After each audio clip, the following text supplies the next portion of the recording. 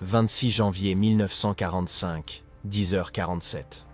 Le sous-lieutenant Audie Murphy, 19 ans à peine, se tient seul sur une position déchirée près de Holzwihr, dans l'Est français. Devant lui s'avance une colonne blindée allemande, 6 Panzer, plus de 250 soldats. Murphy est seul. Un fusil. Pas d'ordre. Pas de renfort. Ce qui va se dérouler dans les heures suivantes défiera toute logique militaire. Ce n'est pas une exagération. Ce n'est pas de la fiction cinématographique. C'est de l'histoire militaire documentée, vérifiée par des témoins, confirmée par les registres officiels de l'armée des États-Unis. Et si vous pensez ne connaître cette histoire qu'à travers les films, préparez-vous. La réalité est bien plus impressionnante que tout ce qu'un scénario hollywoodien ne pourrait jamais capturer. Audie Leon Murphy est né au Texas en 1925. L'un des 12 enfants d'une famille de fermiers pauvres qui survivaient à peine durant la Grande Dépression. À 16 ans, il avait déjà perdu sa mère. À 18 ans, il a tenté de s'engager dans les Marines, la marine, les parachutistes. Tous l'ont rejeté. La raison ? Poids insuffisant. 1,66 m, 59 kg. Apparence trop fragile, disait-il. Il ressemblait à un adolescent, pas à un soldat. Finalement, l'infanterie l'accepte en juin 1942. Officiellement 18 ans, en réalité, Murphy n'en a que 17 et a falsifié ses papiers d'enrôlement. Entraînement basique à Camp Walters, au Texas. Puis, Fort Meade, dans le Maryland. Les instructeurs remarquent quelque chose d'anormal chez ce gamin maigre du Texas.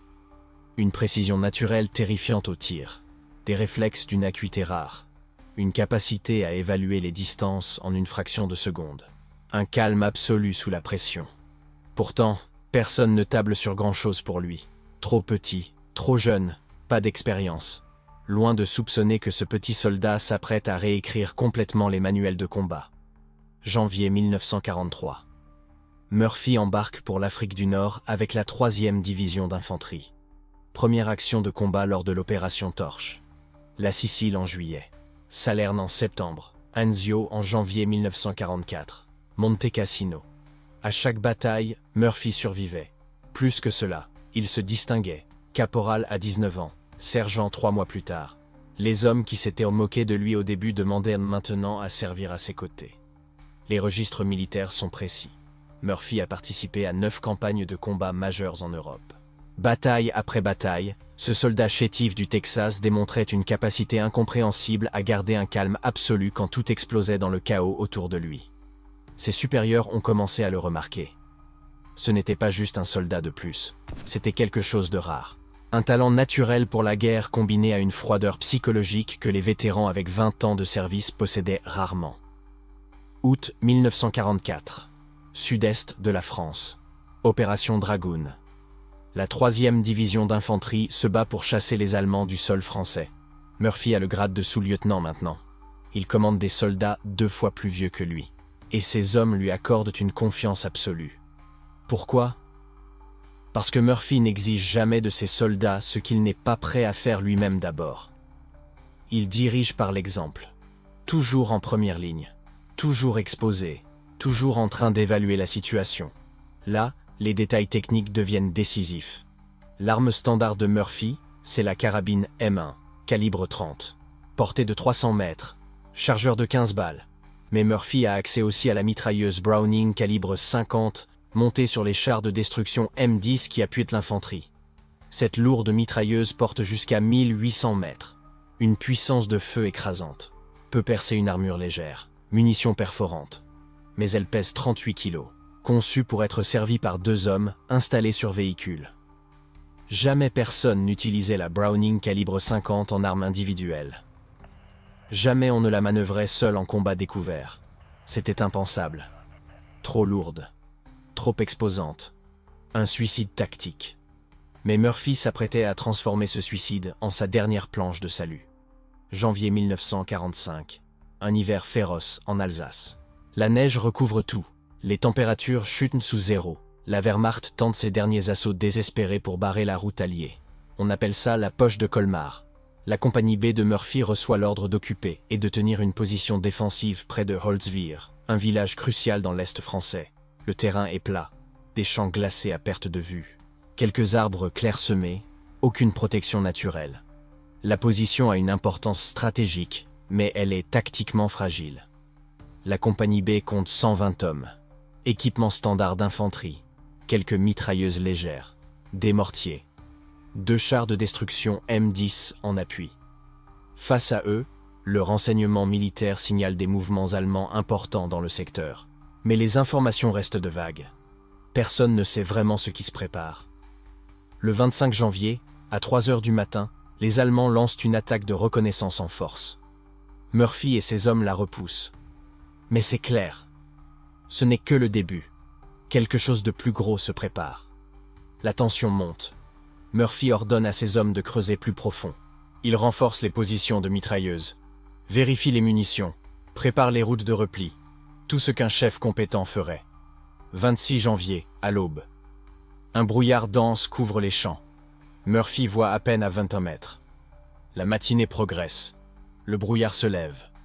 Vers 10 heures, il la voit. La colonne allemande qui arrive. Elle fonce droit sur eux. 6 Panzers. Une infanterie impressionnante. Les estimations ultérieures parlent de 250 soldats allemands. Peut-être davantage. Murphy demande immédiatement de l'appui d'artillerie par radio. Il coordonne les tirs de défense. Mais le feu allemand est écrasant. Les obus de mortier explosent partout. Les mitrailleuses MG42 allemandes crachent 1200 balles à la minute. Les Panzers avancent sans pitié, détruisant tout sur leur passage. La compagnie B commence à prendre des pertes. Des hommes s'effondrent. Les positions s'anéantissent. Murphy comprend vite. Cette position est indéfendable. Pas face à une telle puissance. Il ordonne le repli tactique. Ses hommes se replient vers la forêt, 300 mètres en arrière. Un mouvement coordonné sous le feu. Difficile, chaotique, mais nécessaire. L'alternative, c'est l'annihilation totale. Voilà le hic.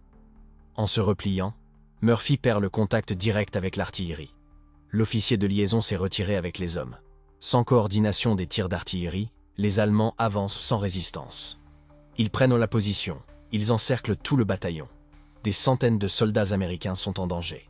Murphy a le choix. Se replier complètement avec ses hommes, c'est sûr, c'est normal. Personne ne lui en voudrait. Ou rester en arrière, garder le contact visuel avec les Allemands, continuer à diriger les tirs d'artillerie par radio de campagne. Seul, découvert, face à 6 chars et 250 soldats. La doctrine dit qu'il faut battre en retraite et préserver ses forces. Murphy le sait. Mais il sait aussi que cette retraite condamnerait des centaines d'hommes à mort et briserait la ligne de défense. Ce n'est pas de l'héroïsme, c'est du calcul tactique. Il faut quelqu'un pour diriger l'artillerie et arrêter les chars. L'un des chars de destruction M10 vient de prendre un coup direct. Il brûle. L'équipage s'échappe. Mais la mitrailleuse Browning calibre 50 montée sur la tourelle est intacte. 38 kg de puissance. Portée de 1800 mètres. Munitions perforantes qui peuvent endommager les blindages légers. Murphy regarde le M10 en feu. Il regarde la colonne allemande qui avance. Il regarde la forêt où ses hommes attendent. Il calcule. Il estime les chances. Et il prend une décision que les manuels n'ont jamais prévue. Ce qui suit n'est pas seulement courageux, c'est fou. Il grimpe sur le char en feu. Seul, il saisit la Browning calibre 50. Et il s'apprête à affronter 6 Panzers et 250 soldats allemands. Sans protection, sans appui, juste une radio de campagne sur l'épaule, la mitrailleuse entre les mains, et une volonté glacée qui nie tout instinct de survie. Les Allemands le voient, bien sûr qu'ils le voient, un homme seul sur un char en flammes, une cible par excellence. Ils concentrent le feu sur lui, mitrailleuse, fusil, obus. Les tourelles des Panzers pivotent vers lui. Murphy serre la Browning. Il inspire profondément, ajuste la visée, et il ouvre le feu. Ce qui va suivre défie les statistiques de survie, mais c'est documenté. La première rafale de la Browning déchire l'air glacé de l'Alsace. Les balles traçantes qui percent les blindages légers jaillissent de ses mains vers l'infanterie allemande. 2 soldats s'effondrent, puis 3. La formation hésite. À ce moment, tous les regards allemands se tournent vers le char en feu. Et il voit quelque chose qui viole la logique militaire. Un homme seul, debout sur un véhicule qui brûle, maniant une mitrailleuse lourde contre une division entière. Cette hésitation les tue. Murphy n'hésite pas. Il tire des rafales courtes, précises, ménageant le canon. En réponse, les Panzer et les MG-42 concentrent tout sur lui. L'air devient du plomb. Le bruit est assourdissant. Les balles frappent le métal à quelques centimètres de lui. N'importe qui de sensé aurait sauté de ce char qui brûle, avec des munitions qui risquent d'exploser sous ses pieds. Mais Murphy sait que s'il descend, sa compagnie est anéantie. Donc il reste. Murphy saisit la radio de campagne sur son épaule gauche. Il maintient le contact avec l'artillerie d'une main tout en maniant la Browning de l'autre. Il dirige les tirs, donne les coordonnées, ajuste les impacts, tout en tirant des rafales contre l'infanterie qui tente de le prendre en tenaille. C'est du multitâche de combat à un niveau que les manuels disent impossible pour un seul homme. L'artillerie américaine commence à tomber. Des obus de 105 mm qui explosent à l'arrière de la formation allemande. Murphy dirige le feu. Chaque coordonnée qu'il crie dans la radio provoque des explosions qui fragmentent la formation ennemie. Les Allemands comprennent vite. Tuer cet homme, ce n'est pas juste éliminer un tireur défensif. C'est réduire au silence l'observateur d'artillerie qui détruit toute l'opération.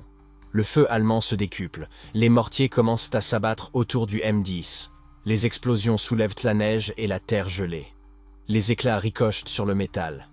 Un éclat déchire la manche de Murphy. Il passe tellement près qu'il sent la chaleur. Il continue de tirer.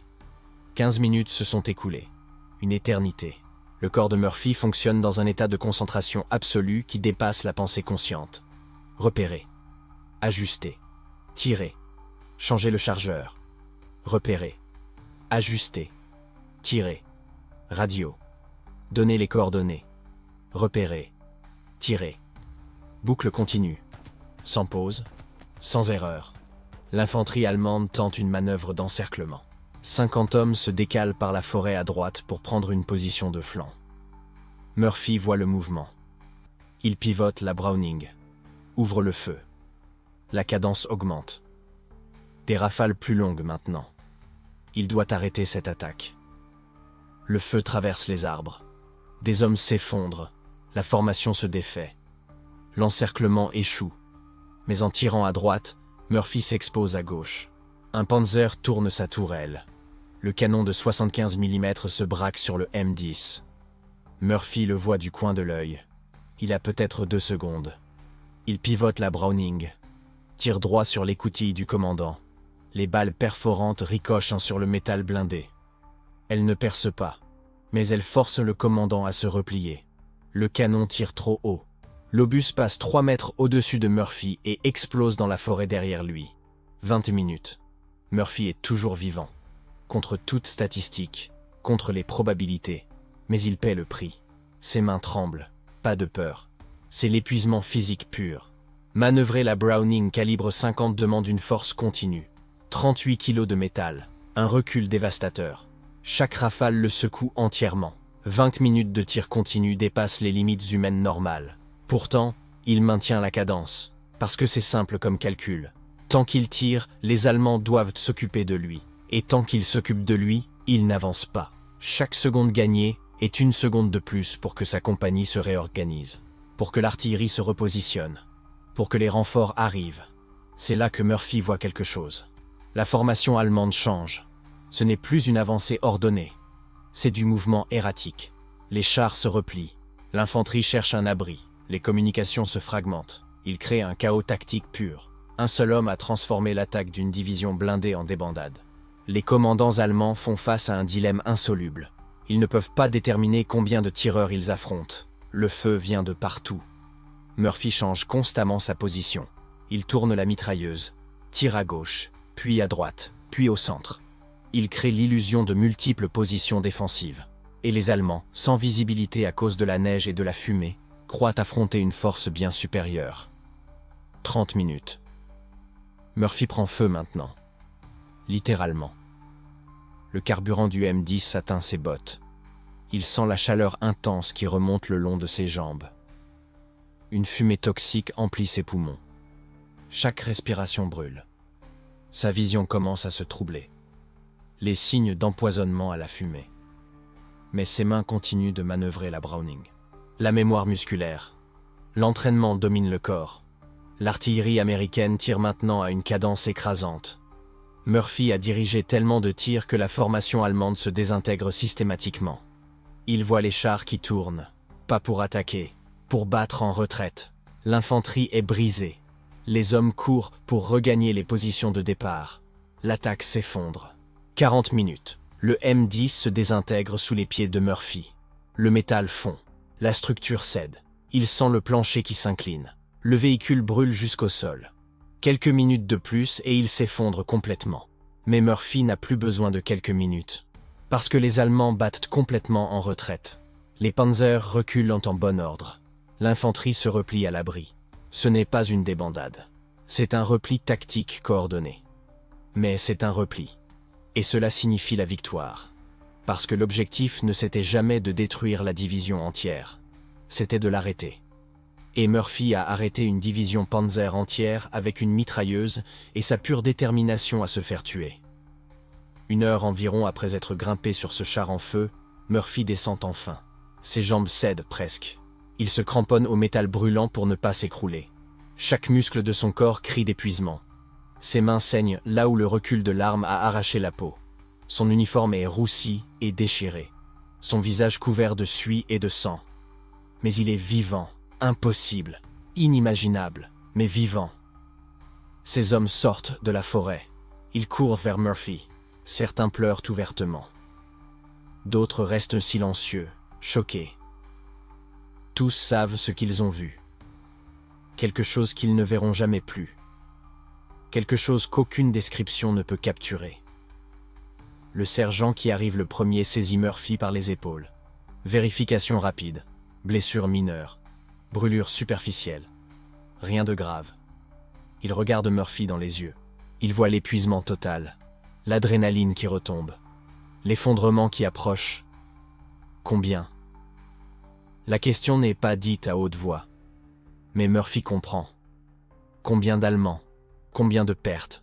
Combien de dégâts cet homme seul a-t-il infligé ? Murphy regarde le champ de bataille. Il compte. 20, peut-être 30 soldats morts qu'il peut voir. Probablement le double blessé. 2 panzers immobilisés par les balles de la Browning. L'artillerie qu'il a dirigée a détruit ou endommagé au moins 4 autres véhicules. L'infanterie fragmentée. L'attaque complètement repoussée. Il ne répond pas à la question silencieuse. Il se tourne simplement et marche vers les lignes américaines. Chaque pas est une bataille contre l'effondrement du corps. Mais il continue. Parce que le combat est terminé. Et maintenant, il doit expliquer pourquoi il a désobéi aux ordres.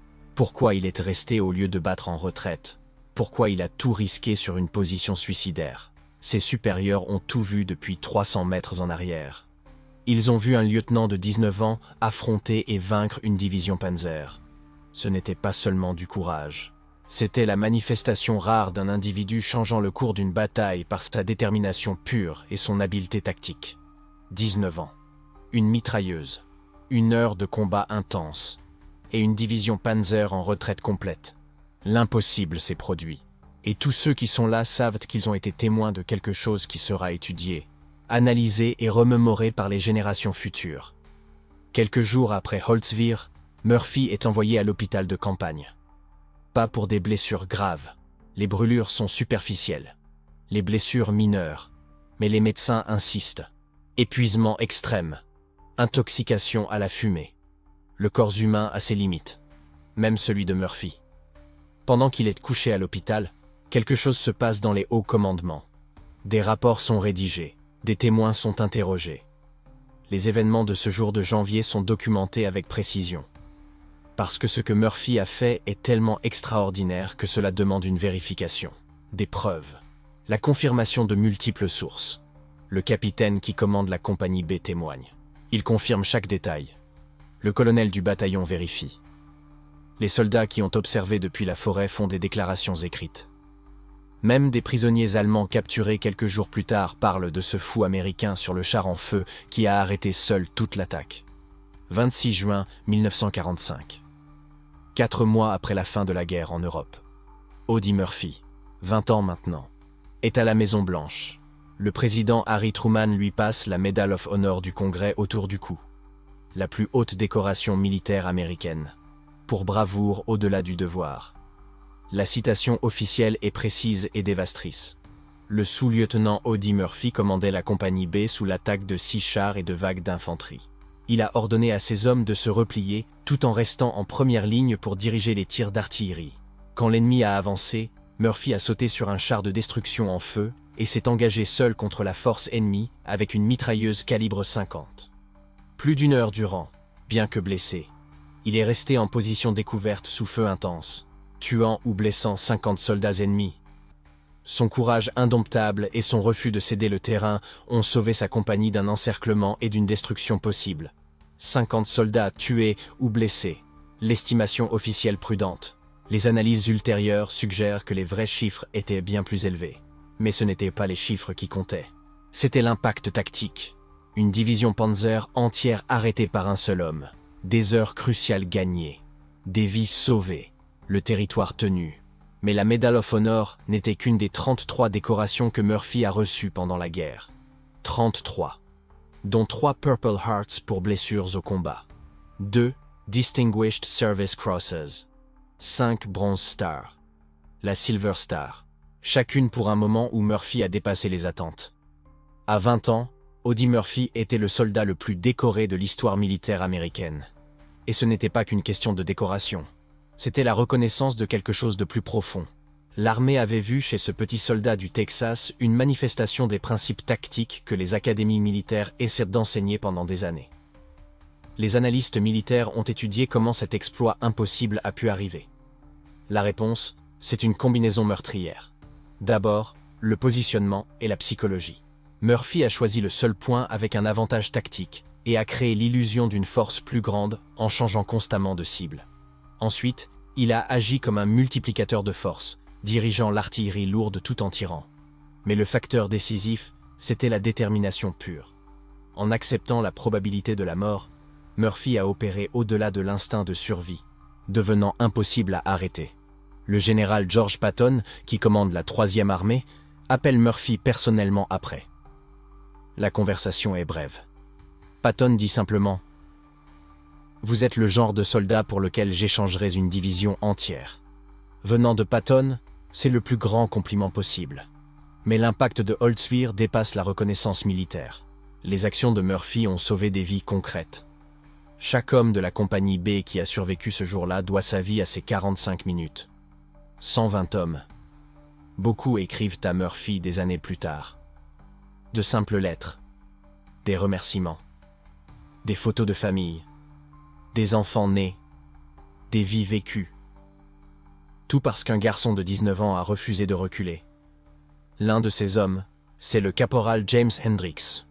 30 ans après Holtzweiler, en 1975, Hendricks accorde une interview à un historien militaire. Ses paroles capturent quelque chose d'essentiel. J'ai vu beaucoup de courage à la guerre. Mais ce que Murphy a fait ce jour-là, ce n'était pas du courage. C'était quelque chose de plus. C'était comme voir quelqu'un décider que certaines choses valent plus que sa vie. Et puis, vivre complètement avec cette décision. Cela a changé ma façon de penser à ce que les humains sont capables de faire. Les académies militaires commencent à inclure Holtzweiler dans leur programme. Pas comme un exemple à copier. Ce serait impossible et suicidaire. Mais pour illustrer des principes. Le positionnement tactique, la guerre psychologique, la coordination des tirs, le commandement par l'exemple. Chaque principe que Murphy a appliqué instinctivement est un principe que les officiers étudient pendant des années. West Point consacre une session entière au combat tactique à Holtzweiler. L'analyse est d'une honnêteté brutale. Selon les probabilités, Murphy aurait dû mourir dans les 5 premières minutes. Chaque minute de survie supplémentaire est une anomalie statistique. Mais la guerre n'est pas qu'une statistique. C'est aussi la volonté humaine appliquée à des conditions extrêmes. Et Murphy a montré une volonté à un niveau qui dépasse la quantification. L'ironie profonde, c'est que Murphy a failli ne jamais arriver à Holtzweiler. Vous vous souvenez? Les Marines l'ont rejeté. La marine l'a rejeté. Les parachutistes l'ont rejeté. Trop petit, trop frêle, une apparence insuffisante. Ces recruteurs ont regardé Murphy et n'ont vu que de la faiblesse. Ils n'ont pas vu ce qui importait vraiment. Et ce qui importait, Ce n'était pas la taille. C'était un caractère forgé par des années de survie difficile. C'était un calme sous pression développé par la nécessité. C'était la capacité de faire ce qui doit être fait quand il n'y a pas d'alternative. Mais la guerre allait le marquer d'une manière que personne n'aurait pu prévoir. Après la guerre, Murphy devient acteur à Hollywood. Il débute dans des films de guerre, y compris un film sur sa propre vie basé sur le mémoire qu'il a écrit, To Hell and Back.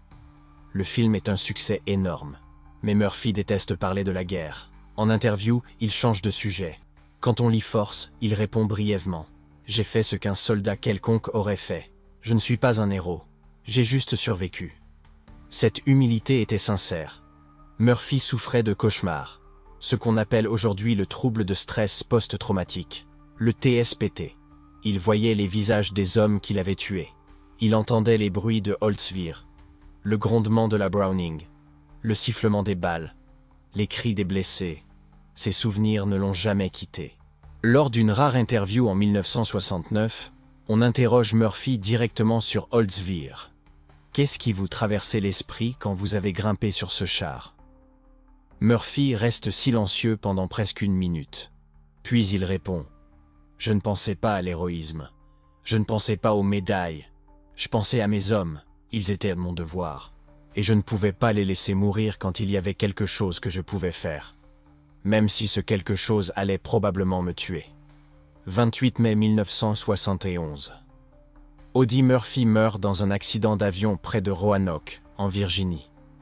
Il a 45 ans. Il est enterré au cimetière national d'Arlington avec les honneurs militaires complets. Des milliers de personnes assistent aux funérailles. Des vétérans, des civils, des gens qui ne l'ont jamais rencontré mais savaient ce qu'il représentait. Sa tombe à Arlington est la 2e plus visitée. Seule celle de John F. Kennedy reçoit plus de visiteurs. Les gens y laissent des médailles, des drapeaux, des lettres, des remerciements de famille dont les grands-pères ont été sauvés ce jour-là à Holtzwir.